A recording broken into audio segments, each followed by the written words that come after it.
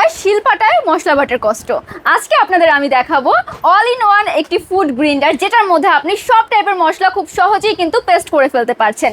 একদম প্রিমিয়াম কোয়ালিটির, চায়না থেকে ইম্পোর্টেড, আমরাই বাংলাদেশে প্রথম দিচ্ছি ফুড গ্রাইন্ডারটা। এটার মধ্যে আপনি সব টাইপের মশলা খুব সহজেই পেস্ট করে ফেলতে পারছেন।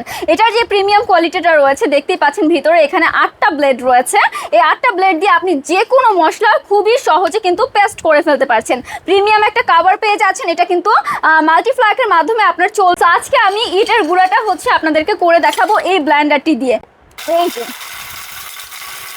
এটা কতটুকু গুঁড়া হলো আপনাদের সামনেই, এই যে খুললাম, এই যে আপনাদের সামনেই গুঁড়া করলাম।